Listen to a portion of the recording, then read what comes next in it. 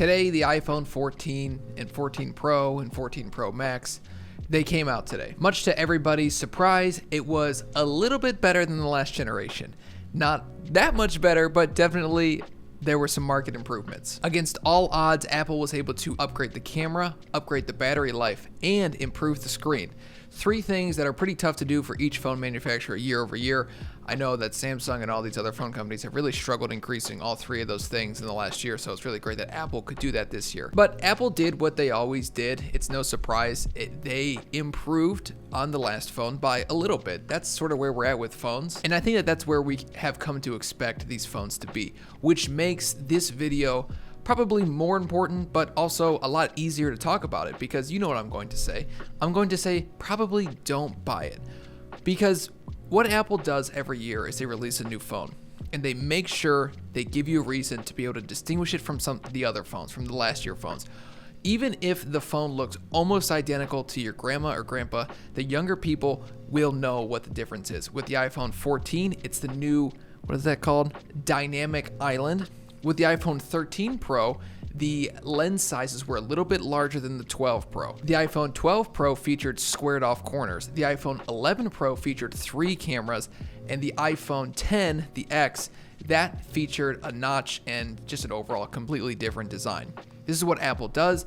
They want this because they want you to purchase these phones, because they want you to try and impress people with your new phone. Am I saying that get this new phone isn't going to be nice? Obviously not. If you're using an 8-year-old phone, a 7-year-old phone, even a 6-year-old phone, I completely understand it. I would probably tell you to go buy like a 12 or a 13, but if you want the newest, latest, and greatest, I'm obviously not going to be able to stop you. But I will argue that the $1,000 price tag or up to $1,600 price tag potentially might not be worth it.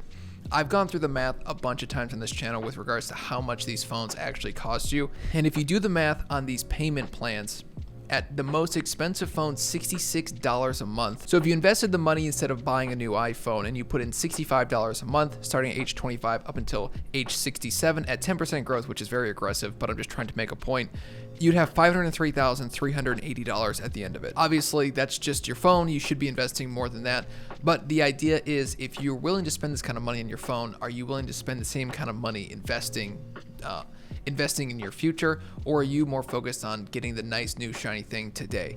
I would argue that the iPhone 14 Pro, while it does have some pretty interesting features like the crash detection and the satellite SOS feature, is actually pretty remarkable. I was thinking, how many lives could have been saved if this feature was out 5 years ago, if this feature was out 10 years ago? Even just last year, how many people's lives could have potentially been saved?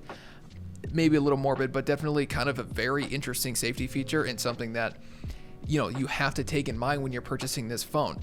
If you buy this phone for the right reasons and you just truly believe that this is the best phone for me and you can afford it comfortably, you're not making payments, you're buying it with cash, which I know some people will push back on that, but I'm a believer that if you can't buy it with cash, or you don't buy it with cash, you're just making excuses as to why you want it, even if you can't afford it. So go on and buy the phone. Like, I'm not going to tell you to not buy it, but I would argue, before you purchase the phone, take a hard second to think about what you're doing, why you're purchasing the phone, because there are a lot of reasons to buy this new phone, and one of them, and the main one, is because it's new and it's shiny, and you want to impress people, and you want to come off like you're doing well, like you can afford the latest and greatest tech. And I understand that feeling, but I promise you, it's not really worth it. Look at the cheaper smartphones, potentially look used. I like used phones. I like the idea of used phones, but it's tough buying a used phone because, for one, people poop with their phones, and they go in the toilet with their phones. And for two, you never really know if it's stolen. It could get iCloud locked. It's kind of a weird thing, so I'm not the biggest fan of it. But Apple sells refurbished phones, and you can also purchase their last generation phones for significantly reduced prices after they release the latest and greatest. So that's what my advice is for you, and for the people that know that I have an iPhone 13 Pro that I just got about a month ago. The reason I have that is because I had an iPhone 11, which I had gotten 2 years prior and paid with cash, which was a great phone. I added my sister to my phone plan with T-Mobile, and they offered you a free iPhone 13 with it. So you had $800 of store credit. So I offered it to my sister because she was new to the plan, and she said, no, I like my phone. And then I looked at my wife and I said, well, it's your turn to upgrade. Why don't you take the upgrade? And she was like, well, they don't have the color that I want. And I figured it's kind of a waste of $800 to not take the new phone. It's not going to change my life. I mean, I just took it because it was basically free. And then I had to trade in my iPhone 11, and that was $179. So it came out to be $21 out of my pocket to pay off the entire phone. So I figured that was worth it for me. But I understand if you feel like I'm contradicting myself. That's just the story. That's just how it happened. I felt like, why not take the free phone if they're going to offer it to me?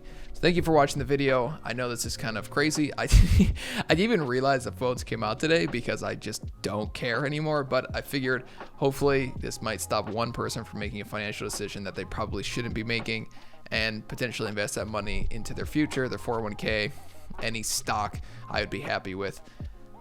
Take this advice with a grain of salt because you know my opinions about this kind of stuff. So thank you for watching again. I'll see you in the next one. Peace out.